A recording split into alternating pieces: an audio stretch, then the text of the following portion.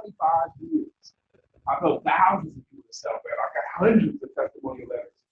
Most of the author of 4 books also. 4. One of them is called The Shortcut, the fastest route to selling your services better than you ever have before, so that you can earn more money than ever before. Now this book here, just nuts and bolts of what to do. If you don't have enough clients right now, if you don't have enough money right now, just do what this book says do within 4 to 6 weeks, and you'll have more clients and you'll have more money. The next book I wrote is called Asking for the Money. How anyone can close more sales, even you. This book is designed to help the person who's not confident in closing. This teaches you what to do before you ask for the money. What do you do when you ask for the money? What do you do after you've asked for the money? And what do you do when there's a little bit of resistance? And what do you do if there's a little bit of resistance? That book covers it all. I also wrote the not just the children's book, Why Rhinos Make Great Salespeople, featuring Mr. Randall the Rhino. And it parallels characteristics of a rhinoceros for a great entrepreneur or a great salesperson. So today, I'm going to talk just about asking for the money, how you close the sale. Now, to start off, it's a table that you've probably heard before. The story of Burden's ass, Burden's donkey. It's a story about this donkey who starves to death while standing in between two huge stacks of hay. There's a huge stack of hay here, the donkey's favorite food, and a huge stack of hay here, the donkey's favorite food. And the donkey needs his hay to live. But the donkey stands between these 2 stacks and starves to death because he can't get in his mind which stack is better to eat from. You know? He can't, if anybody would just push him one way or led him to another direction, he could have lived. But he can't decide which one of those stacks is better to eat from. He can't decide on his own. So he starves himself to death. When you present your services, and your services genuinely have a need, we have a fly in this room, a big fly, and this fly is going to be a star of the day because he's done a really good job of bothering me and you and you. He's going to try to get to everyone.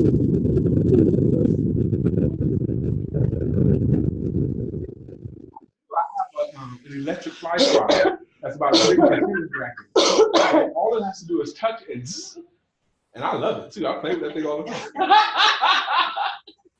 Yeah, so we play with that a lot. So when you present a problem, like if you're in the Kia's business, okay, a lot of people are abused and beat upon because they have poor credit. Poor credit is very painful. It causes you have to pay higher interest rates on everything. Some things you get denied because of credit. There's a lot of pain associated with bad credit. Most of them jack up their credit in their 20s, but they still suffer the consequences from it in their 30s, in their 40s, in their 50s, and in their 60s for mistakes they made in their youth. Well, her business helps people to recover from that, okay? Now, if you showcase someone how you can be helpful to them and you don't ask for the business, if you don't close the sale, let's say you talk to someone and you find out that they have jacked up credit. Their credit report is so jacked up that they have to staple some stuff onto it, okay? Because the credit report can't print it all. They tell you this. My credit report is wrecked. What's the bottom credit report you can have? 3 something, right? That's the lowest it can be. 350 is the lowest it can be. But they tell you theirs is 250, okay? So they know they're wrecked. They tell you stories. You ask them questions, how long has your credit been messed up? Messed up for a long time. I can't get approved for nothing. I have to pay cash for everything. That's why I live in this jacked up apartment. And that's why I drive beater cars. Even though I make good money, but I can't get approved for anything. They're telling you all these problems. And then you say, okay, well, I help people with credit. And you don't ask them to give your services a try. You have just put them in a position of burden's ass. If you leave their presence, if they tell you all their problems and you don't close that sale, if you don't close, I'm putting the responsibility on you. They're telling you all these problems and you don't close that sale and you leave their presence. Here's what happened. You left them with all their problems. You left. You had the solution. You walked out with the solution. Basically, what you've done, if you don't close the sale, basically what you're doing is you're basically, and this is how I look at it, you're making fun of their bad situation, not helping them. Closing the sale, when you have a way to help them, if their life is improved because of your services, you are helping them. If you don't help them, you're leaving them in a bad situation. Does that make sense to anybody? Yes. Okay. All of you guys in this room have a service that genuinely helps people. Genuinely helps people.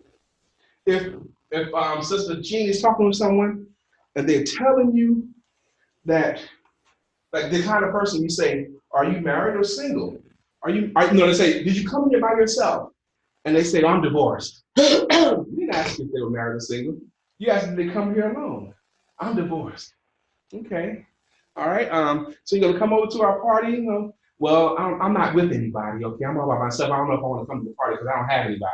They telling you all these things. They got a pain because of a relationship that they lost. Okay, and you know that you can help that person to fully extricate the problem and to heal from it, so they're not bound by it. You know that you can do that, right? Because that's what you do. But if you realize you have these problems and you don't at least offer your services to them and attempt to motivate them to take the solution, you are leaving them in the worst place. You're committing the crime if you don't close the sale. Does that make any sense? Now, I have a lot of things I want to cover today, and I'm hoping I'm going to cover them all. All right. I want to just say that up front because you owe it to people to close them. You owe it to people to close them. Now, if I'm having dinner with Tina, her and I are having dinner, and the food comes, and the salt and pepper shaker is sitting right next to her, okay? And I want the salt and pepper on my food. I got some choices to make. I could either get up from my seat and walk around the table to where she is, pick up the salt and pepper, and then come back to my seat and then use it. Or I could hope that she understands that I like salt and pepper and offer to hand it to me, okay? Or I could hint around about it. Because, you know, a lot of times on my food, I like salt and pepper on my food, and I find that salt and pepper enhances the flavor of food. I could hint around about it, okay? Now, any of those first three options, am I likely to get the salt and pepper, her handing it to me? No. Why not? Because you didn't ask. Because I didn't ask. If I had said to her, or at least asked her, would you hand me the salt and pepper, Tina? Yes. What likely would you do? Can you do salt and pepper? Just hand it to me. It's easy, right? So much of the time, people and entrepreneurs, particularly coaches, they never, ever ask for business. They never ask for the business. 0% of the time. They go around all day long, and they're online, especially on social media. They tell people, well, I'm a life coach, I'm a fitness coach, I'm a nutrition coach, I'm a financial coach, but they never say, will you give my services a try? That's the way I want you to start asking for business. Will you give me a try? Will you give my services a try? The reason why I want you to say it that way is because it's a non-threatening way for them to say yes or no to you.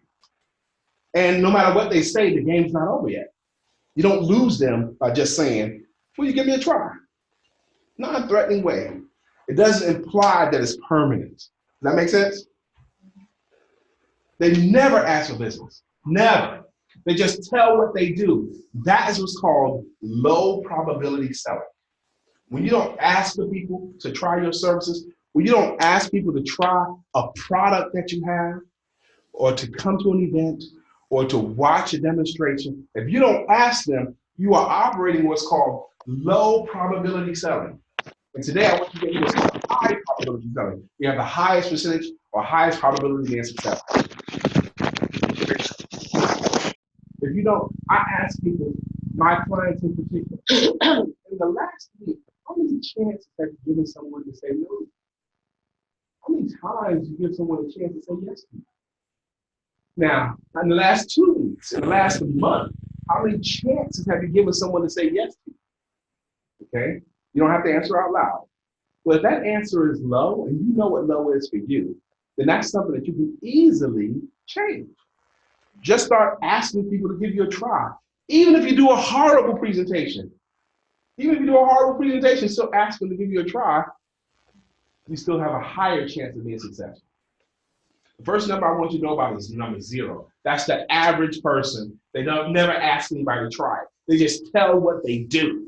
But that's not the same thing as asking for them. That's not the same thing as asking for the salt and pepper. Does that make sense? Right. Ask, and ye shall receive. Seek, and ye shall find. Knock, and the door shall be open to you. For all that seeketh, findeth. Okay? There's no doubt in that. Ask, and ye shall receive. Seek, and ye shall find. Knock. That's Matthew 7:7, if you were wondering where that was.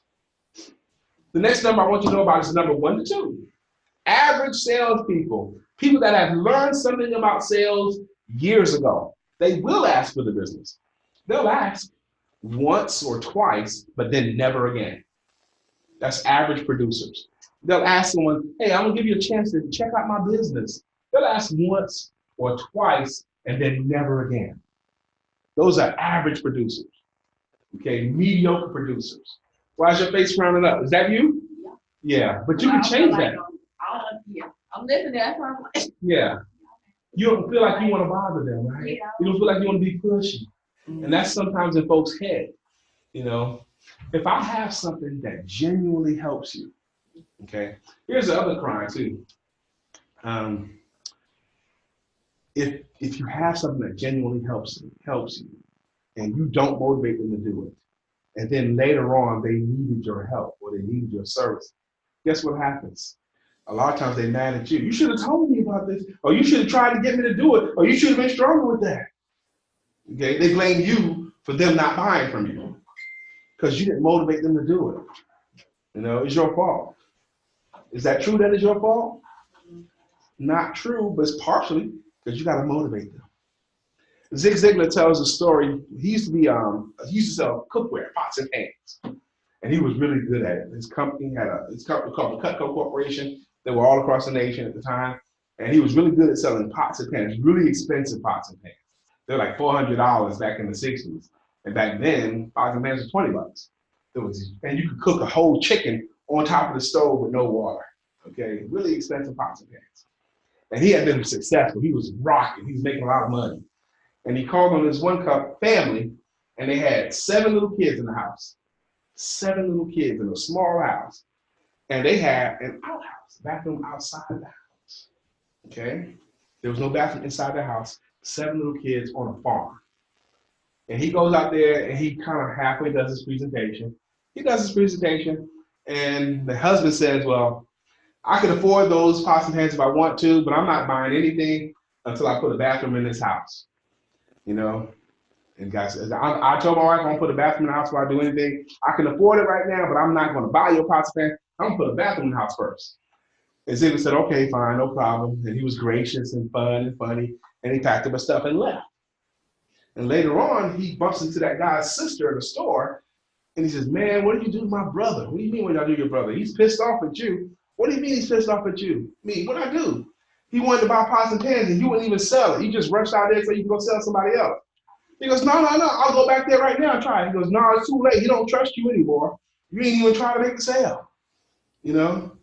He said, you said your pots and pans are so good, that they were so good, that they can help the family so much. Why ain't you try to get them to buy it? Because his pots and pans would have helped that family. That would have saved him some money on cooking. That would have saved him some money in a lot of different ways. But he didn't. He took that lame objection and left with it. When people give you a lame objection and you don't try to motivate them, your credibility is at stake. If you really believe in what you have, you owe it to them to motivate them to take advantage. Does that make any sense? Am I talking crazy? No, it makes you gotta bring that beast out in you. Yeah, like sell the benefits of why. Yeah. This is how is this gonna change your life. That's what you're selling. You're selling the benefits, the solution to whatever your problem is. Amen. It's a trade. You're trading your big old pile of benefits for their little pile. Okay, and you owe it to them to say, look, are you better off? And this is one of my favorite closes I used to use back in the day. Especially after they told me no. After they said, no, Brian, I'm not buying from you. I heard you say no, but if you were to change your mind and decide to buy this from me while I'm here, and then we actually did the work that you paid for, we actually put in the windows, because you saw home improvement. If you changed your mind and bought from me and we put in the windows and you were enjoying the easy cleaning and the lower fuel bills and all that stuff, would it have been a mistake? Would that have been a mistake if you actually got them? You know, I make them think about that. If I saw you about to make a serious financial mistake, Tina, would you want me to warn you about it? Yes. Okay, I like to say that too. If I saw you about to make a serious financial mistake, Adrian, would you want me to warn you about it? Yeah, you got the best interest in mind, yeah. Okay, because that's what I think is about to happen here. You said no, and I believe that's going to be a financial mistake for you. I'm going to give you a chance to try this again, you know, because you said no in an effort to keep the money that it would take to yourself. Just keep the money. You know, if you say no, you get to keep all the money that it would take to not this.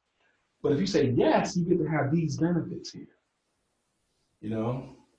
So I'm going to give you a chance to try this again.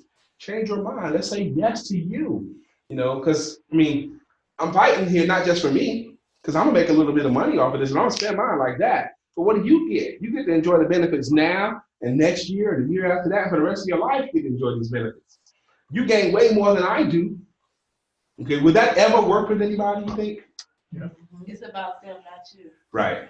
And if I know they're better off with what I have, I feel like I owe it to them to motivate them to get it. I know I've said that like 6 times already, but if you know they're better off with your service than they would be with their money, then you owe it to them to motivate them to do it. If you don't believe they're better off, just let them go. Don't even try. The next number I want you to know,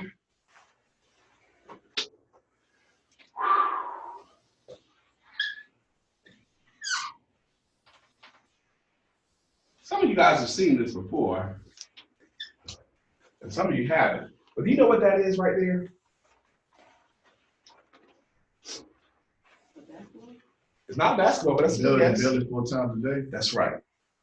If you could figure out a way to get belly to belly 4 times a day with anyone in your business, you cannot fail in selling. Okay? And really, it's even easier than that, ear to ear. If you can have 4 meaningful conversations a day with a potential client, you can't fail in your business. 4 a day. This here is the key to sales success diagrammed out for you. You can't fail even if you're terrible at it. If you figure out a way to have 4 meaningful conversations a day with a potential client, you cannot fail in offering your services. Can't. I defy you to try that. It takes skill to get to 4 times a day. First, you have to know how to do 1 a day, like a vitamin. If you wanted to, Adrian, if you really wanted to, can you ask someone to give your services a try at least once a day, 5 days a week? Yes. Could you, if you really wanted, how about you? If you really wanted to, could you give 1 organization a day a chance to say no to you, if you really wanted to? Because if you did that 5 days a week, 1 a day for 5 days a week, that's 20 times in a month. That's 40 times in 2 months. That you even give them a chance to say no. Getting 40 opportunities to say yes to you, is it possible or even likely that 1 will say yes? Maybe 2, maybe 4. But you have a lot to do with giving them a chance to say yes or no. Amen? Mm-hmm. All right. Now, when I first learned how to sell was in the 90s, and I started reading books on how to sell. And I read 1 book and then another and another. And I ended up reading more than 700 books on how to sell. And I'm sure that's a very conservative number because several of the books I read more than once. Now, and I thought the key to being a great salesperson back then was being a great closer. That's what I thought. The key to being a great salesman was being a great closer. So I devoted a lot of my time and energy on how to close a sale. And I started writing out different closes. And I even wrote a report back in 1996. I wrote a report called the 22 Must Closes. 22 ways I thought everyone should know how to close a sale. 4 of them happen before you ask for the money. 4 of them happen when you ask for the money. 4 of them happen when there's a little bit of resistance. And the last 2 was when there's a lot of, how to get kicked out, okay, a lot of resistance, you know. So it's 22 ways to ask for money is what I had. And that's why it kind of first started me out big as a sales kind of guru back in 96, because I put that out there and I would just go from office to office teaching them how to close sales, teaching them different closings. I thought the key to be a great salesperson was a great closer, but that's not the case today. Today, you don't need 100 ways to close a sale. You don't even need 22 ways to close a sale. I'm encouraging you to adopt 2. I'm going to teach you guys the 2 essential closes that's going to change your life. One of the closes you do before you tell them your rates. This is a close I want you to do before they know how much money they have to spend, okay? Before. It's called a 3-question close. A 3-question close. Now this is a close, let me check this off because I noticed I'm still hearing stuff. A 3-question close before you ask for the money. Now you do this close once you have demonstrated how your services will help them. So if you're showcasing them how, you know, how bad it is to have this and how much better it is to have this, and this is what this is. Once you believe they understand how your products will help their skin, once you believe they understand how they can profit from your services or benefit some way, you should do a 3-question close. For example, I'm a sales coach. I help people to sell themselves and their services better. 3-question close. Question number 1, can you see how this will, whatever benefit you espouse, can you see how this will help your skin forever? Can you see how this will help save you some money? Can you see how this will inspire and uplift your audience? Can you see is the key part of the question. Question number 1 in the 3-question close is, can you see how da-da-da-da-da? Now there's one answer you would accept here. What's the answer that you would accept? Yes. And it should be yes, because you just demonstrated or showcased for them why it's yes. What if they give you something other than yes? If they give you something other than yes, they can't see how this will benefit them, then you try again so they do see it. Well, let me show you how this works because you didn't see it. But make sure they see it and accept the yes. If it's not a yes, challenge it. You hear me? Question number 2 in the 3-question close. Are you interested in saving some money, having beautiful, healthy skin for the rest of your life, being uplifted and healed from that past hurt? Are you interested in? Now that answer should obviously be yes, because why are you there talking in the first place? Right? Question number 2, you will only accept a yes to that question. And question number 3, if you were ever going to start to enjoy these benefits, whatever you're espousing, when do you believe would be the best time to start? If you were ever going to start the process of healing from your past hurt and moving forward lighter and faster, when do you believe would be the best time to start? If you were ever going to repair your credit and enjoy a life of good credit versus bad credit, when do you believe would be the best time to start? If you were ever going to start earning money outside of your job so that you could pay for your daughter's dance lessons, when do you believe would be the best time to start? Now there's 2 answers you would accept here. One of them is now, and the other one is sometime in the past. I should have started last year. I should have started 5 years ago. Or now is the best time to start. If they say something like, around Christmas time is the best time to start, okay? Let's say they give me something lame like that. Here it is it's middle of June, the best time to start is in December. I mean, that's 6 months from now. Why would you wait 6 months to start enjoying these benefits? If you believe it would help you now, that means you're choosing to be worse off for another 6 months. Why would you do that? I'm gonna challenge it. The 3-question close. Let's say you do the 3-question close, they give you yes to question 1, they give you yes to question 2, they give you right now to question number 3. After you do the 3-question close, you tell them this before you tell your rates, then you drop it, finish your presentation, and tell them your rates. Now, after you've done a 3-question close, if they try to commit the crime of not buying what you're selling right then, they're basically telling themselves, they're denying themselves, and it's very difficult for people to deny themselves. Does that make sense? Mm-hmm. Does anyone in this room believe a 3-question close would ever be effective? Why do you believe it would work? I said, because you really ain't giving no way out. Now, You know, one of the first questions you asked me, can you see how this benefits you? You called me because you looking for credit, and I gave you a video and presentation. I'm talking to you right now. Yep. Where your credit score at right now? It's jacked up. It's jacked up. Okay. I got a solution to help you increase it. Okay. Now, you can't see that being a benefit, Brian. Well, I do see it as a benefit because you just helped me to see it as a benefit. Okay. All right. So I see. You know, are you interested in having a higher credit score? Yeah, because I'm gonna want to move from here at some point, and I know I need better credit, and I probably want to buy a home at some point too. Yeah. If you're ever gonna start, when is the best time for you to start, Brian? If you were ever going to start the process of getting your credit straightened out or better, when do you believe, believe is a key word, You believe when do you believe is a good, best time to start? Now, okay? Now, is that high pressure? Anyone here believe that's high pressure? No. It is some of the pressure, but it's pressure they're putting on themselves and not you putting on them. Okay, because they answered them. Okay, it's a pressure thing, but it's their pressure. Does that make sense? Yes. Yeah. They took ownership of it. Exactly. They took ownership of it. All you did was 3 questions. You cool? I want you guys to practice and master a 3-question close.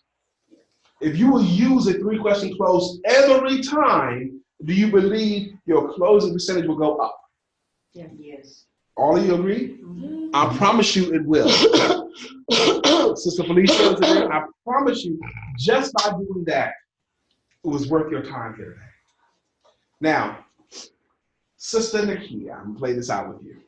You presented to a family, a couple, husband and wife team, and they're enthusiastic. You did your 3-question close, and they with it. And at the end of your presentation, you told them how much it costs to get involved, and they said, great, let's do it. Let's do it. We want to hire, we want to do it. What do you say next? Okay, great. Well, I would just need some information from you. What's the spelling of your first name? B-R-I-A-N. Keep it going. Last name? M-C-N-E-I-L-L. Address? It's 1313 Mockingbird Lane. Email? I'll give you my email. Okay. Okay, would I be using your cell phone number? Yep. Okay, great. So you're doing this online or you writing this out? You're writing this out, okay. So you said great. What's the correct spelling of your name? Okay. All right. Tina, if you showcase for someone and they says, I want to be a part of the Mary Kay team. I want to work with you. I want to join. I want to be involved. Can we do it? What do you say next? Yeah, when we get the application and we'll get started. Okay, cool. Sister Jean, they say, Jean, we want to hire you to come and give a talk. We agree to pay your fee. We agree to pay what you asked us. We want to hire you. What would you say next? I would say, wonderful. You have really made a great decision. I would like to get your information so that I can send you out my contract with the terms, and find out from you when would you like me to? You good? You finished? When will it be? What date are you looking at? Exactly. Whatever, listen to me carefully here, whatever you would normally say after they say yes to you, I want you to always say, whether they said yes or not.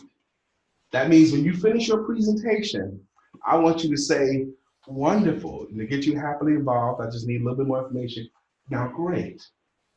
Only thing I need from you now is just more information, like the correct spelling of your name, and we can get this started for you. Wonderful.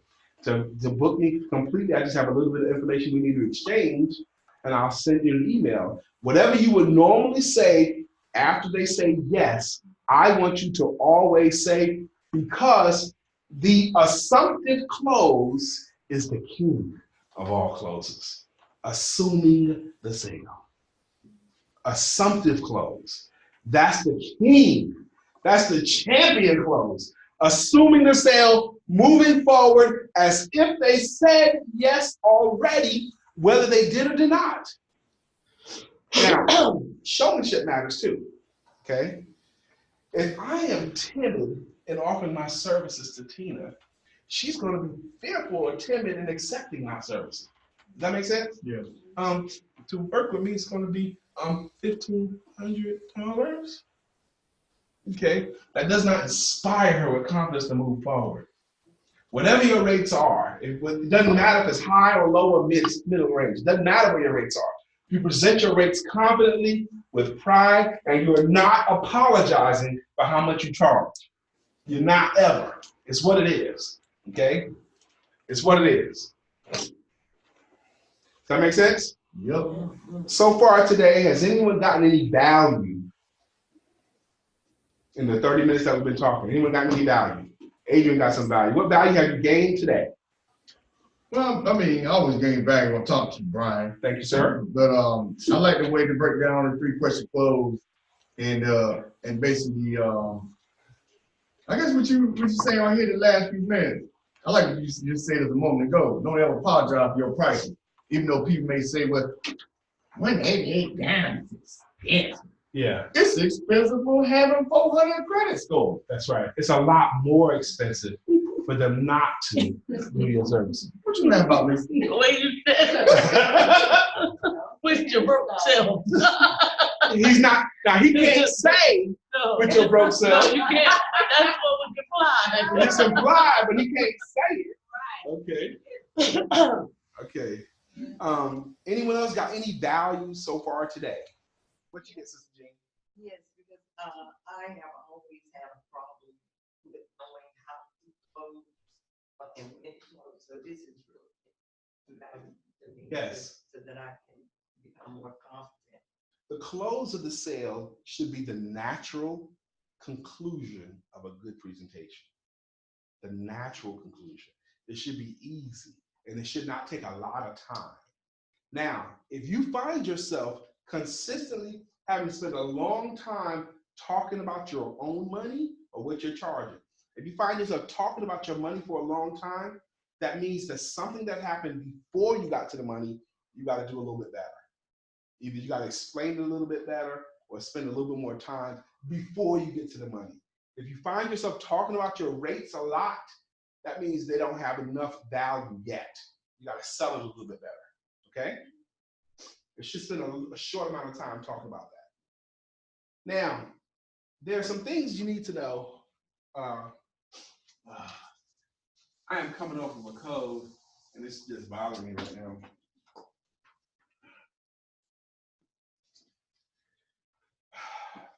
You get 4 chances. Now, there's 2 things you need to know about. There's objections,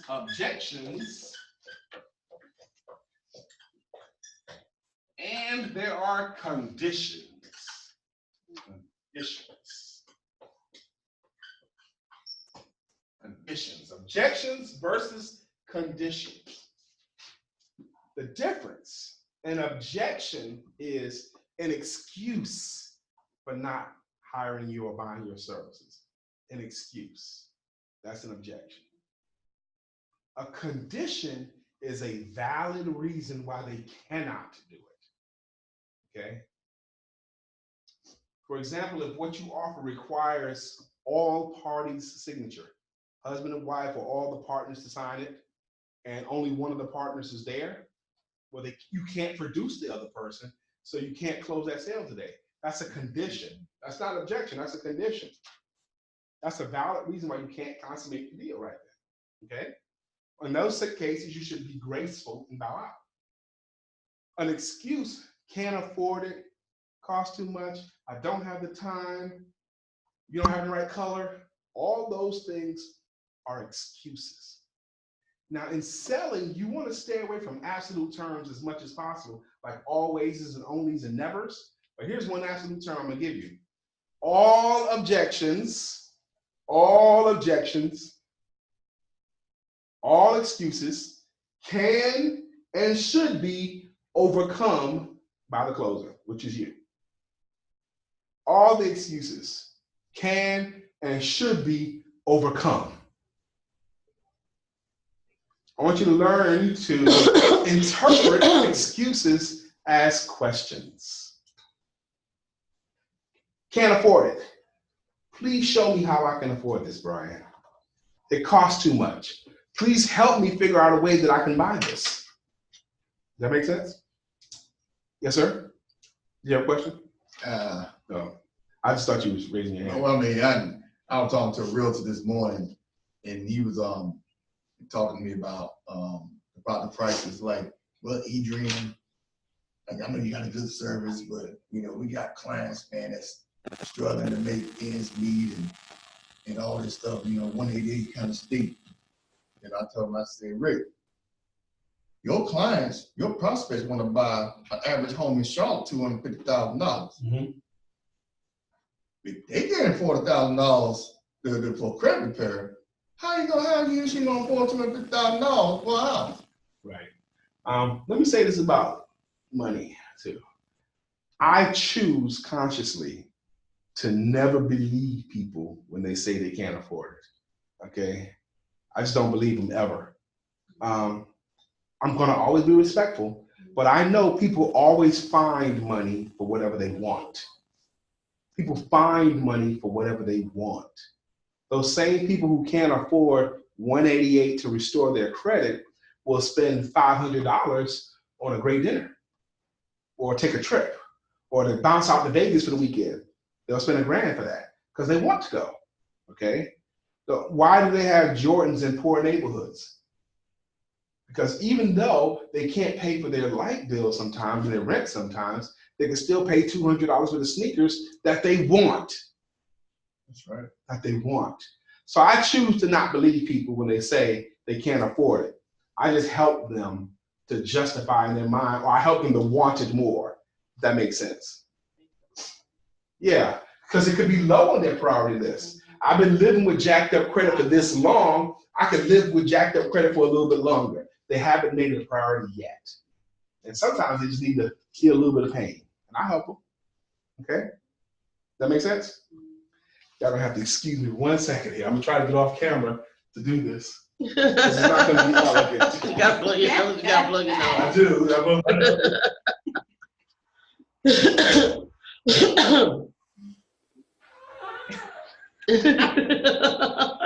Sound like my husband. Bless his heart. Ooh, I feel better. You didn't take that medicine this morning. I didn't take any medicine. I haven't taken medicine in days. I don't want to. But I should have. You're right. It all out. Yes. Is it All right. a cup of coffee? No, I'm good. I'm good. We only got a little bit more to cover. We got 4 more things I want to cover. Okay. Objection versus conditions. So when you get objections, you should overcome the objection, all of it. And you get 4 chances to overcome an objection. You get 4 chances to overcome an objection.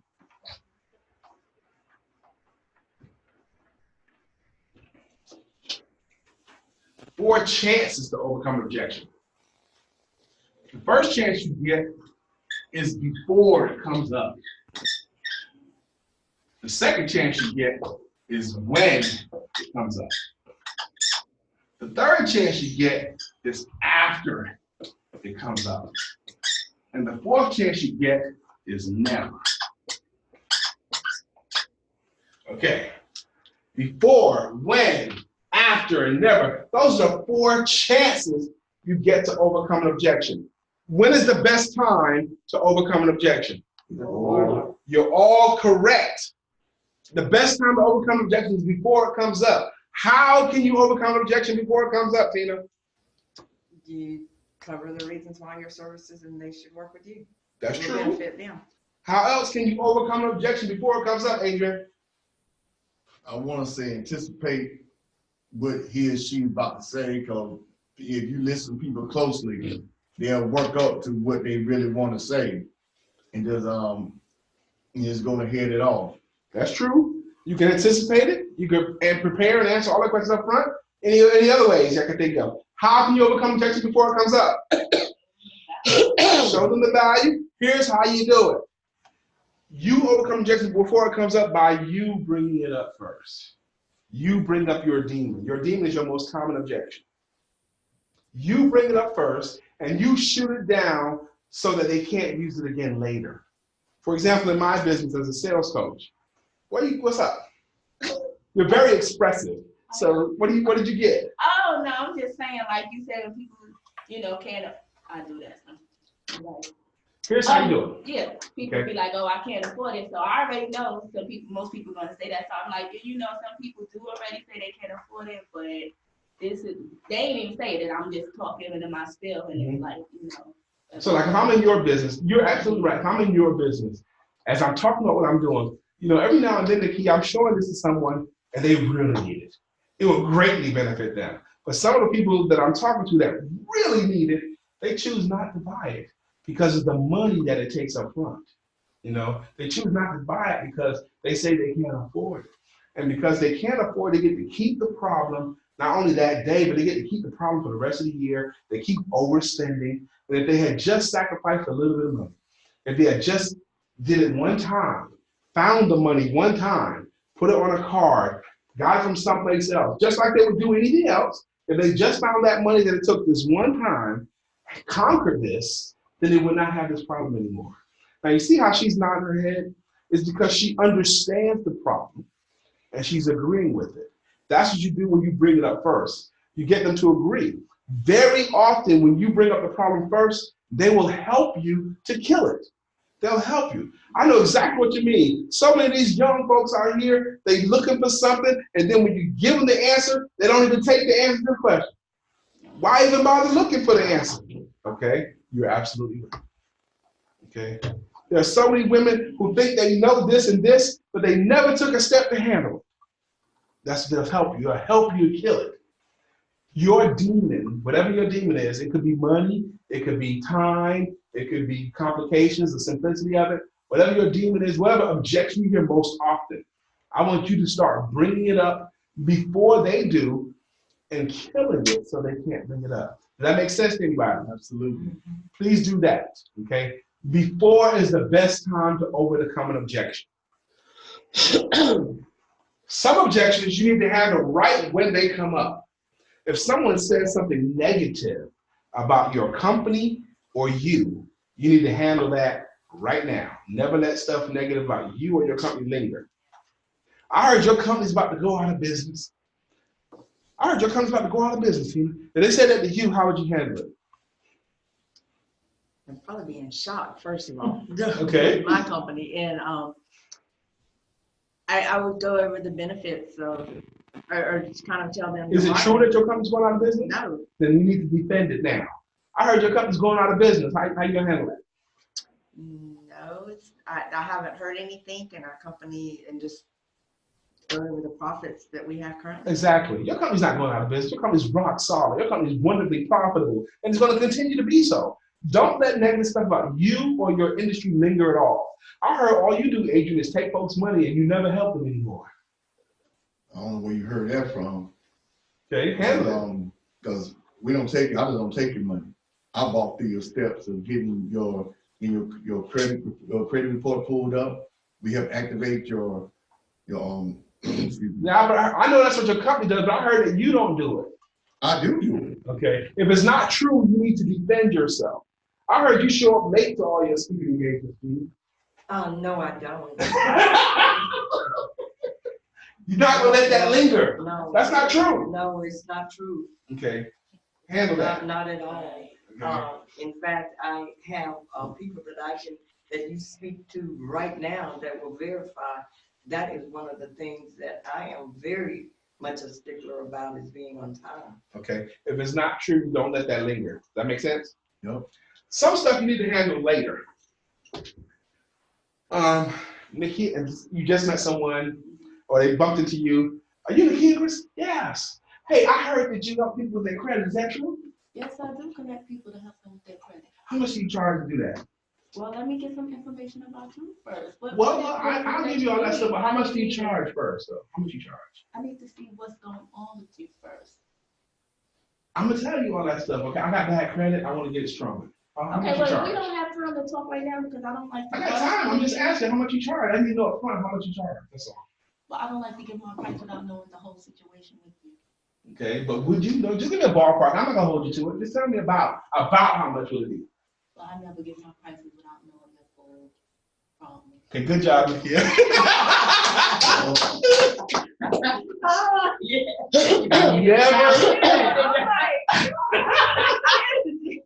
Never tell your rates until you believe they fully understand what they're getting. Okay?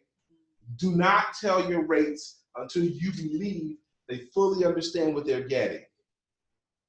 No matter, even if they try to bully you, do not tell your rates, because if you tell your rates before they fully understand what they're getting, no matter what your rate is, it's too much. Okay? It's $50, it costs way too much. They don't understand what they're getting. Be gracious, but be professional. Do not tell, how much does it cost to get involved with Mary Kay? I don't want you to tell your rates. I want you to explain what they're getting. Okay? Like I'm gonna pretend I'm in your business, and I want you to try to get me to tell you how much money it takes to get involved. Okay? Okay. Go ahead. So Brian, I'm interested in starting being a consultant with Mary Kay. So how much does it cost? Wonderful. You want to be a consultant? Think about how much does it cost? Okay, great. Could you believe you could work with me? Because I work real close with my people. Yes, but how much does it cost? I promise to tell you, I won't keep it a secret. Let me let you know how this process works. When you become a part of our family, our team, we walk you through an orientation process. We help you get involved. We do get you your initial stuff here, and the training is ongoing, and we do all that kind of stuff. You explain to them whatever you got to explain, you know, and then you tell your rates. Once you believe they fully understand, and I get to decide when I think she understands. Once I believe she understands, then I will tell my rates, not before, okay? That is a rule that everyone needs to hold on to fast. That costs you money by telling your rates before they understand what they're getting, okay? And a lot of times understanding what they're getting means understanding the lasting impact of what they're getting. Like after they get involved, that money, what do they get to keep? How does it keep benefiting them? Like in your business, the lasting impact, you know, they will learn skills, tools. They're not only going to be motivated, but they're going to learn things that they can use again and again and again. Make sure they understand what the lasting impact, like a preview of coming attractions. Does that make sense? Yep. The lasting impact, okay? And some objections you should not dignify with responses. Silly stuff, stupid stuff, okay? Nobody really cares about credit anymore anyway, okay? Just ignore nonsense. That's a scam. Yeah, ignore. If it's silly, if you perceive it as silly, I want you to ignore it. If it comes up again, I want you to ignore it again. If it comes up a third time, I want you to say, I heard you the last 2 times, but don't acknowledge and don't battle nonsense. Does that make sense? Yes. Yes. Those are the 4 chances you get to overcome rejection. Does that help anybody? Yes. Understanding the 4 chances you get to overcome an objection. Now, so what would you do? okay. So you said don't do anything at all or say anything at all? If they give you something which you perceive as silly, I want you to ignore it first. Yeah, ignore it. Okay, as if they didn't say it. Okay, and if it comes up again, I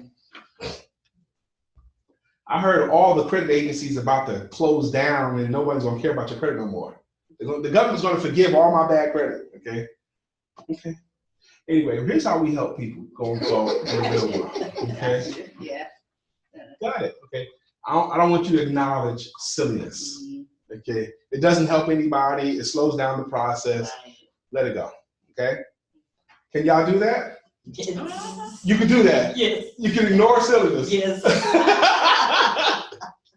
Okay, good. All right. You get 5. There's a 5-step process to overcoming any objection.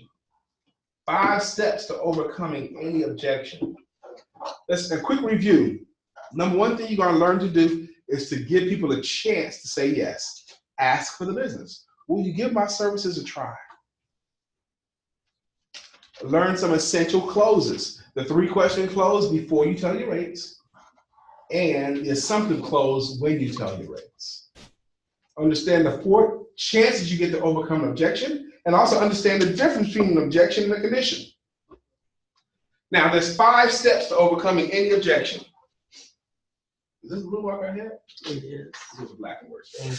You didn't like the blue. Huh? I didn't like the blue. Okay. You can tell me. Sounds. Yeah. 5 steps to overcoming any objection. Step number 1, when they give you an objection. Step number 1, I want you to hear it out. Hear it out completely and do not interrupt them when they're objecting. Hear it out completely. And don't interrupt people when they're objecting to you. If you interrupt them when they object to you, that forces them to repeat their lame objection. And if you force people to repeat their lame objection, very often they will convince themselves that their lame objection might actually have some legs to it when it doesn't. So when they give you a lame objection, I want you to hear it out completely. Do not interrupt them. And I want you to slowly count to 3 before you respond. 1001, 1002, 1003. Do that in your head. Because if you do it out loud, make it look silly. Why do I want you to slowly count to 3 before you respond? Because it does 2 very good things for you. First thing it does for you is make you come across as a listener and a thinker, and you are. The second good thing it does for you is it ensures that they weren't just pausing long enough to catch a breath, because they may have more stuff they want to say. And if they have more stuff they want to say, you want to hear it all. So let me say it all before you respond. Hear it out completely, do not interrupt them, and slowly count to 3 before you respond.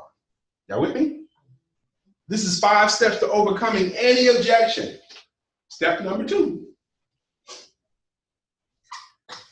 I want you to feed it back to them. Feed it back.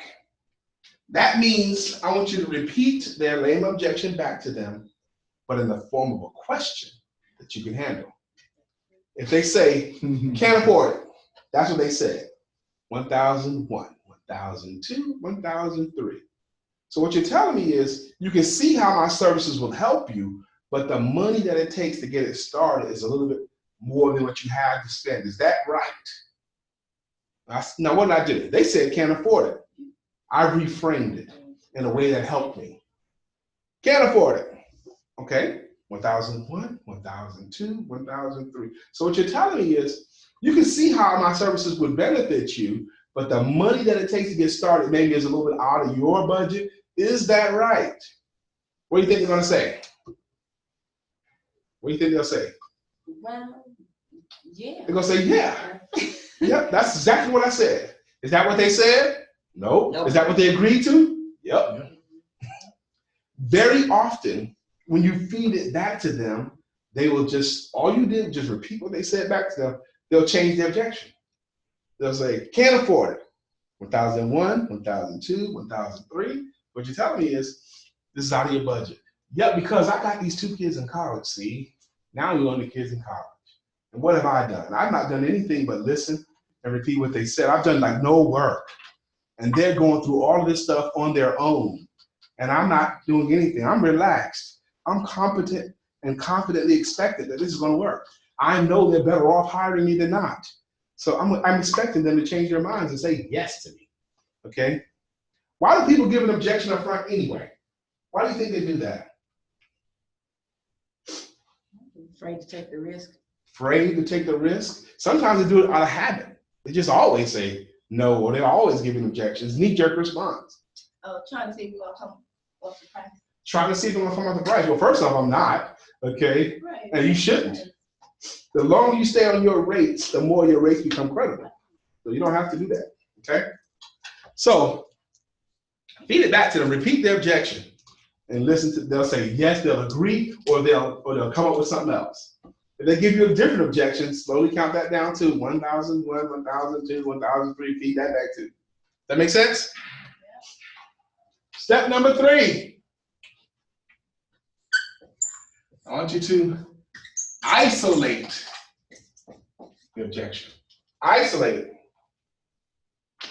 Is there anything else that's keeping us from moving forward? Is there anything else that's stopping you from becoming a part of this team? Is there anything else that's keeping you from booking me right now? Is there any other reason why you're not going to start enjoying these benefits? Is there anything else that stops? Because sometimes it is something else. But most of the time, nope, that's the only thing. So if you had the money, you'd be moving forward right now. Is that right? Yep, if I had the money, I'd be doing it right now. Now, say stuff like that to me, I already expect that this is done. I'm closing this deal. Yeah, it's done. I'm closing this right now. Okay? Is there anything else? What you don't want to do is overcome an objection, and then they give you a different one. And then you overcome that one, then they give you another one. and you overcome that one, they give you another one. The dumbest client you're ever going to have can still eventually find something that you can't hang. So don't even play that. Don't even play that. You only overcome the ones that matter. That's it. Is there anything else that's keeping us from moving forward? Is there anything else? Isolate the objection. Does this make sense? Once you've isolated the objection, that's the only thing. Step number 4, now you overcome it. Now is when you do all your cool stuff. You know, now you help them to overcome it. Now you offer them a smaller package or extended terms or a way to finance it or something like that. Now you offer them your cool solutions. After you have isolated it, now you overcome it. And step number 5, and this is what separates the men from the boys, the ones who make sales from the ones who almost make sales. You ask for the business.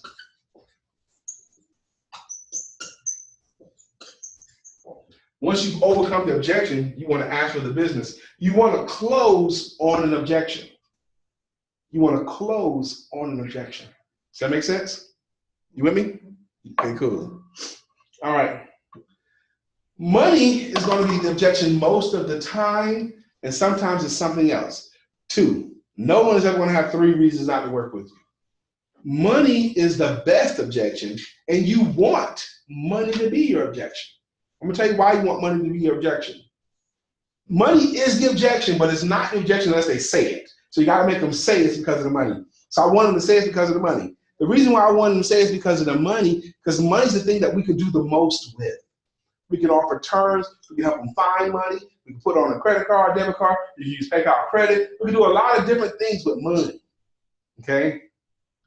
Money is the key to end all your woes. Your ups, your downs, your highs, and your lows. Won't you tell me last time that love bought your clothes? You know that line, right? Now.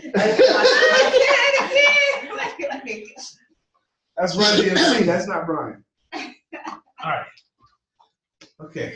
Now, we're at 12:06. Okay, we got a few more minutes. Now, let's say you've done your job.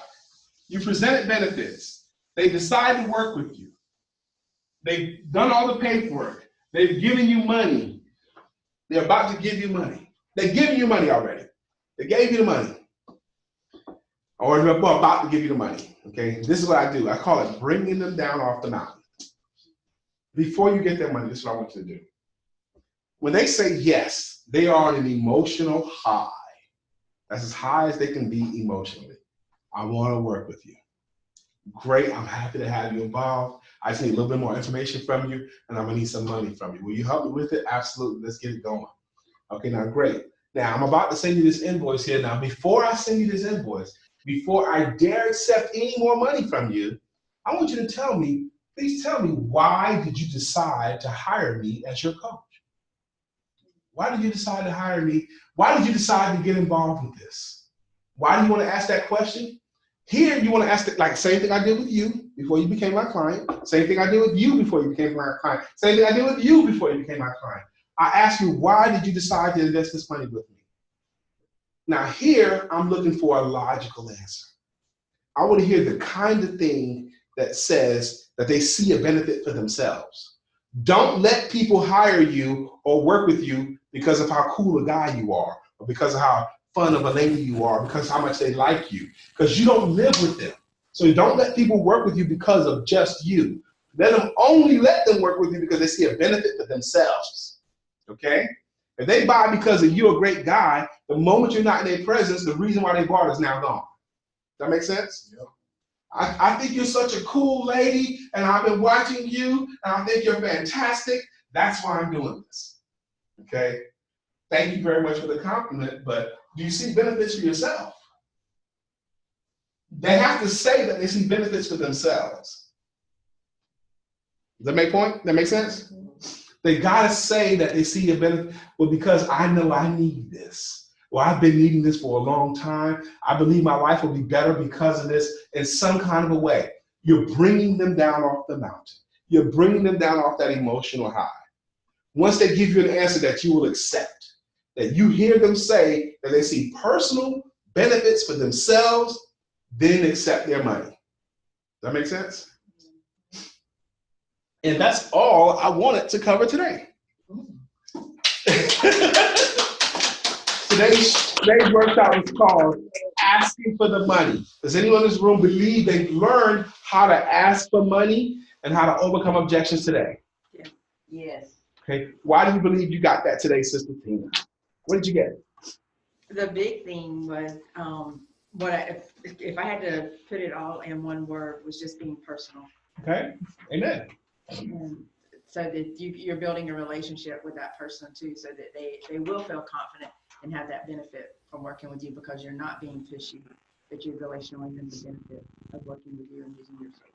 What a great point. Let me tell you this. Have you ever in your life bought something from someone just because that person was convicted? They had conviction. It seemed like they really believed in it. Have you ever bought something from someone like that? Okay. I think you have. We all have been persuaded just from conviction. You can't have fake conviction because everybody can tell. Everybody's bullcrap meter is set on high. If you don't really believe in what you're saying, they can all tell. Okay? You can't fake the funk no more.